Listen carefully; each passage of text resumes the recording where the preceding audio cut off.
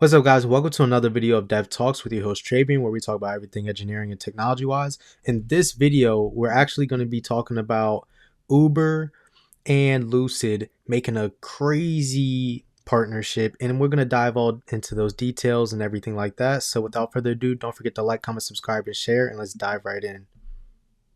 So what does this deal say about Uber, Lucid, EVs, and more? Mark Fields, former president and CEO of Ford Motor Company, also CNBC contributor, joining us now. Mark, your take on this deal? Well, it's a much bigger deal for Lucid than it is for Uber. And Brian, what you're seeing with Uber is they're spreading their bets, right? They've announced this partnership today where, Lucid's going to provide the cars, Uber's going to provide the ride-hailing network, and Neuro, the self-driving technology. But they also have they've invested in their approach, as you know, is they invest in third-party AV firms rather than develop the technology themselves, which they tried a number of years ago. But they already have partnerships with Waymo. They have partnerships with VW with their new bus. They have a partnership with Baidu for growth in Asia and the Middle East. The difference here, Brian, is they're forking over money to make investments in Uber and Neuro. So they must see something here that's important for them. But you also got to believe there's a little bit of matchmaking going on here, right? Because Lucid is majority owned by the Saudi Arabia PIF fund, and they also have about a $5 billion stake in Uber. So it's an important deal for Uber. They're spreading their bets, but they're also investing. And for Lucid, it obviously is a very big deal, given that they only sold about 10,000 vehicles last year. I love what you said. I mean, PIF, the big Saudi investment fund, maybe sort of promoting its own investments by sort of. So, let's go back really. And when we looked at what their chart was, Uber has made a deal for over the next 6 years to buy 20,000 robotaxi cars from Lucid. And I covered Lucid a while ago, and with their new SUVs and everything, and Lucid looks like a really good car. The problem with a lot of these EV sales right now, especially the ones that are not Tesla, is the price on all of them. When it comes to Rivian and Lucid, and there's another EV company in America. And I'm talking about strictly U.S. ones besides Tesla. There's another one. I'm blanking on it right now, but what these other companies do, they provide a way more variety than Tesla actually does. If Tesla provided a more variety of different types of vehicles and everything, people would just only stick with a lot of Teslas. I mean, Tesla's still the majority sold EV out there, especially in the US compared to these other EVs companies, despite everything going on with Elon and all of that. Despite all of that, they're still one of the top companies that go out here and sell EVs, especially in the US, despite the whole world as well, because Tesla's a global company, right? Right? So Lucid only selling $10,000 cars is an issue. Like, it's hard for them to get up on their feet and everything. Same thing with Rivian. Rivian doesn't sell as many vehicles as Tesla either. And what Tesla just did was start their robo-taxi services and testing it before their robo-cabs come out, because they're their own manufacturer, so they get to save some costs on that. And all these ride-sharing apps are going to start seeing some trouble if everybody just takes Waymo's and uses their own Waymo app, or uses Tesla's app for some cybercab or robotaxi drives, despite using Uber.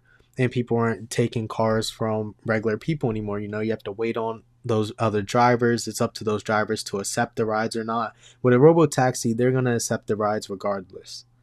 If whatever one's closer to you is just going to accept it and come straight to you. It's not going to be dependent on an actual driver to take your ride and all of that. And you have to deal with talking to people, because a lot of people, when you take Ubers, they probably don't want to speak to the driver. They just want to get to point A to point B efficiently, just pay it, get it over with. They don't want anything to be reliable about. You can probably schedule it a lot better.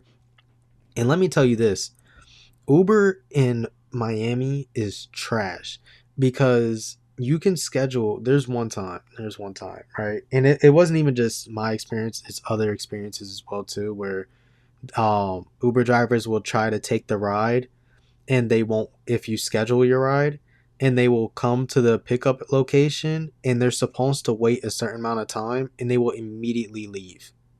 Even if they come early, they would immediately leave, go to your destination so they don't even pick you up so that they can try to get paid. They be doing stuff like that out there. I'm telling you, with a cybercab and robotaxi, they're not going to just leave you like that. You probably have to push a button or something, say that you're in the actual car or the vehicle before they just up and dip. You're on your own time. It's probably like more convenient for you and your driver, but this is all a ploy so that they can compete with Uber, can compete with the Waymos and all the other robotaxi services by using Lucid's EV processes to be, and using Neuro, which Neuro is a delivery. They're a delivery like driving company. They have these little delivery cars that go and deliver packages or whatever to people's homes or wherever locations. So they have a lot of that software and input that they can partner with Lucid to create a robotaxi. And further information on Neuro real quick before we come back to this huge deal with Lucid, because everybody says that this is more bigger for Lucid than it is Uber. It's bigger for all of them. Lyft is the company that's in trouble. And we're gonna come back to this in a second. Back on Neuro, do you know whose software Neuro runs off of? NVIDIA. This is why I said NVIDIA hitting the $4 trillion market cap is not a surprise, because everywhere uses them, everywhere you look.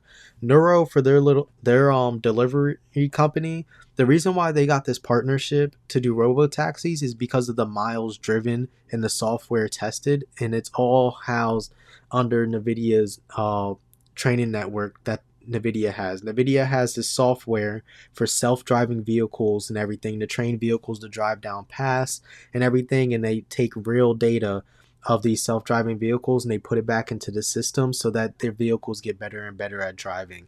And it's a ongoing training software system that Nero has been using under NVIDIA. And NVIDIA is the real winner out of all of this. Out of all the robotaxi stuff, all the deals and everything that's going on. Somebody in the comments actually said that we're in a hype phase. This hype phase for NVIDIA is going to last a long time. It will easily last the next 10 years, the next decade or so. Who knows? But I say the next decade or so, the hype is going to be up there because of the type of time that we are in currently right now, right? So, back on to the actual main part about Uber and Lucid. What Uber, I believe, is trying to do, and I saw Meet Kev talk a little bit about this as well too. Go check out his channel as well. He's pretty big financial streamer, YouTuber, and things like that. Was that Uber wants to be the top app for you to still be delivered to your locations. And what's better than opening up the app? Because you heard the speaker here, he also said that when Uber has partners with Baidu, they have partners with Waymo, they have partnerships with other companies and stuff like that, to where when you open up the Uber app, you can get yourself a Waymo, you can get yourself a Lucid. So you have two robo-taxi offers. You can get a Uber driver, a personal driver like any of the other Uber cars, you can, and drivers. So those people can still probably have Teslas. I wouldn't be surprised if Tesla puts their robo-taxis on other apps. I don't see why they would, but I don't see how it can actually hurt.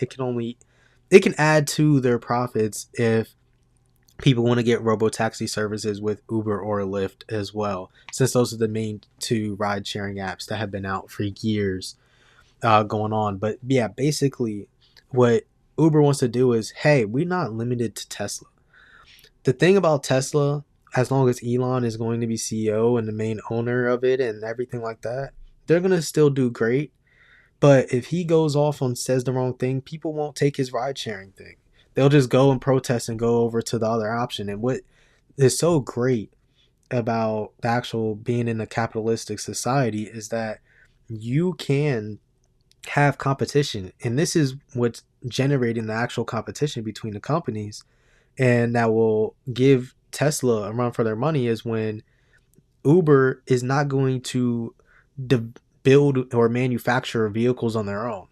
So if Uber is needs to buy these fleets and stuff, they need to help buy from the Waymos. And Waymo already purchases from Jaguar, which is crazy expensive. I think that whoever made that deal, it was bad.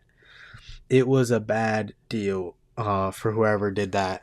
But Uber is going to get with Lucid. So now you got Lucid and Jaguar on your fleet. You have anybody's personal cars on your fleet. You can basically get any ride sharing experience by using the Uber app. And the thing is, I haven't seen anything like this from Lyft. Now, Lyft, the reason why I like Lyft is because it's cheaper than Uber. The rides are always somewhat cheaper than Uber, typically by a couple of dollars or something like that. It really depends. Um, in my experience, is also Lyft drivers are more likely to go out their way for certain rides as well too, depending on where you are in the country. Uh, like for example, when I was in Colorado, that's another example that I go off of, where the Uber drivers didn't want to take me to another area off of a bus stop, but Lyft driver actually came out and did it.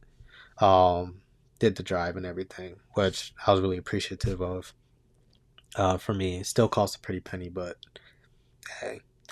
But yeah, so investing all this money in there, and they already have these relationships, I guess, with their investment funds and everything. Lucid has been going down. Uber has been going down some as well, especially with Tesla's robotaxis.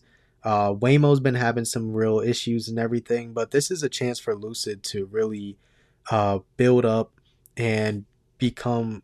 And it's I'm actually surprised that it was Lucid first, because I would have thought it would have been Rivian to come out with the next robo taxis and things like that. But we are going to start seeing a lot of these EV companies lean into these robo taxi phases and go into that way, because that's the move. These companies copy off of each other, and they copy and build off of each other. And the main winner in all of this is NVIDIA.